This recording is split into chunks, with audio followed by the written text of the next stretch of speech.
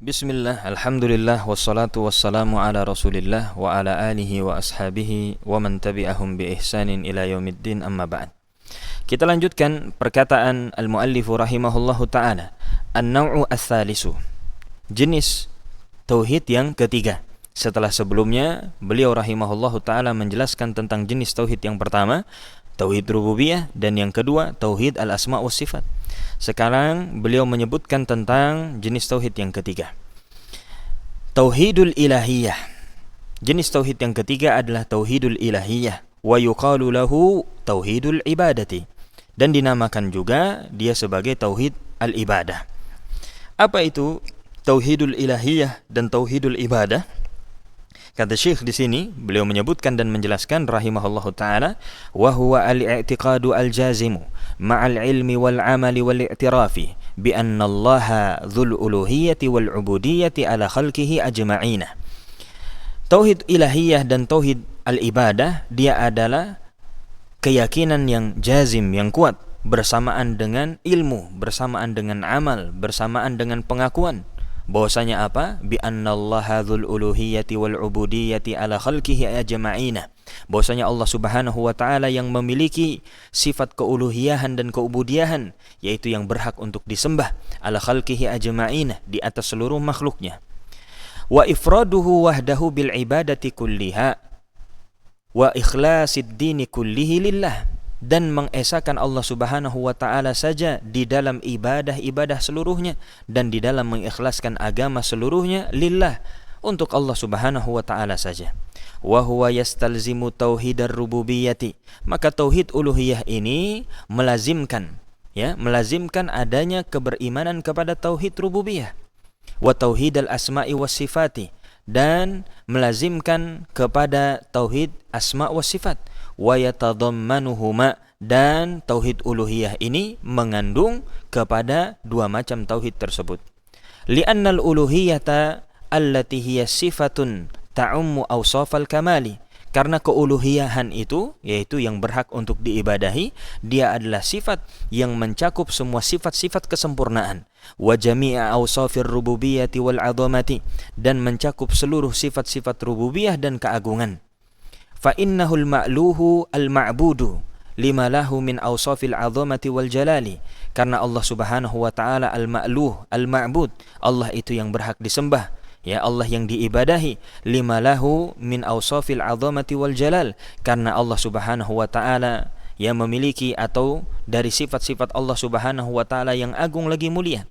Walima asdahu ila khalqihi minal fawadili wal ifdali, dan dikarenakan apa yang Allah Subhanahu wa ta'ala berikan kepada makhluknya, ya, dari karunia-karunia dan keutamaan-keutamaan. Fatawahhuduhu subhanahu bisifatil kamali, maka pengesaan Allah Subhanahu wa ta'ala, yaitu pengesaan Allah Subhanahu wa ta'ala, atau mengesahkan Allah Subhanahu wa ta'ala, ya, dengan sifat-sifat yang sempurna. Wa tafarruduhu birrububiyyati, dan mengesahkan Allah di dalam rububiyah, yulzimu minhu alla yastahiqqal ibadata ahadun siwahu, maka pengesaan juga di dalam rububiyah Allah itu melazimkan bahwasanya tidak ada yang berhak satu orang pun yang diibadahi melainkan hanya Allah Subhanahu wa ta'ala. Kemudian kata Syekh rahimahullahu ta'ala, kemudian beliau mengatakan, wa tauhidul uluhiyati huwa maqsudu da'watir rusuli alaihi wassalatu wassalam min awwalihim ila akhirihim, dan tauhid uluhiyah ini dia adalah maksud, dia adalah inti dakwah para rasul alaihi wassalatu wassalam, min awwalihim ila akhirihim, dari rasul yang pertama sampai rasul yang paling akhir. Wa hadan naw'u qad tadammanathu suratu qul ya ayyuhal kafirun, dan macam ini, yaitu macam tauhid ini, inilah yang dimaksud atau yang terkandung di dalam surah Qul ya ayyuhal kafirun, katakanlah wahai orang-orang kafir.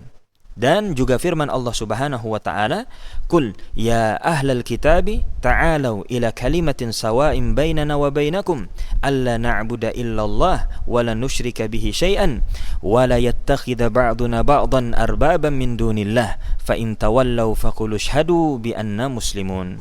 Kata Allah Subhanahu wa ta'ala, wahai ahli kitab, Kemarilah kalian berpegang kepada sebuah kalimat, ya, sebuah kalimat, sebuah ketetapan yang tidak ada perselisihan di antara kami dan kalian, bahwa tidaklah kita boleh menyembah, ya, kecuali hanya kepada Allah, dan tidak boleh kita persekutukan Allah dengan suatu apapun, dan tidak pula sebagian kita menjadikan sebagian yang lain sebagai ilah selain Allah Subhanahu wa taala. Kemudian kata Allah Subhanahu wa taala, fa in tawallau faqulu syhadu bi anna muslimun. Apabila mereka berpaling, maka sampaikanlah kepada mereka, persaksikanlah bahwa kami adalah orang-orang yang berserah diri kepada Allah Subhanahu wa taala. Kemudian kata Syekh rahimahullahu taala, wa awwalu suratis sajdati wa akhiruha, dan demikian pula yang ada di dalam awal-awal atau di dalam awal surah As-Sajdah dan di akhir surah As-Sajdah. Wa awwalu surati Ghafirin wa wasatuha, dan demikian pula yang juga terkandung di dalam awal surah Ghafir dan di pertengahannya. Wa akhiruha, dan di akhirnya. Wa awwalu suratil A'rafi wa akhiruha, dan di awal surah Al-A'raf dan juga di akhirnya. Wa ghalibu suwaril Qur'ani, dan mayoritas atau kebanyakan dari surah-surah di dalam Al-Qur'anul Karim. Kemudian kata Syekh rahimahullahu taala, beliau menjelaskan di sini, wa kullu suwaril Qur'ani qad tadammanat anwa'at tauhid. Seluruh surat-surat di dalam Al-Qur'an itu mengandung macam-macam ketauhidan. Fal Qur'anu kulluhu min awwalihi ila akhirih fi takriri anwa'it tauhid. Dijelaskan di sini bahwasanya Al-Qur'an seluruhnya dari awalnya sampai akhirnya itu datang di dalam menetapkan macam-macam tauhid.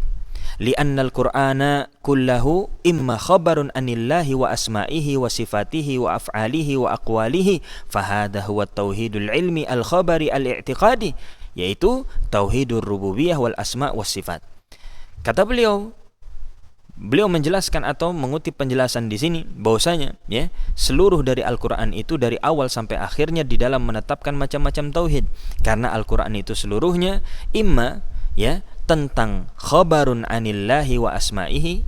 Al-Qur'an itu isinya bisa jadi atau imma, ya, dia tentang pengkabaran tentang Allah dan nama-namanya dan sifat-sifatnya dan perbuatan-perbuatannya dan firman-firmannya, fahada huwa tauhidul ilmi al-khabari al-i'tiqadi. Kalau yang demikian, ya, itu adalah berkaitan dengan tauhid al-ilmi al-khabari al-i'tiqadi, yaitu tauhidur rububiyah wal asma'i was sifat, yaitu adalah tauhid rububiyah dan tauhid asma' was sifat.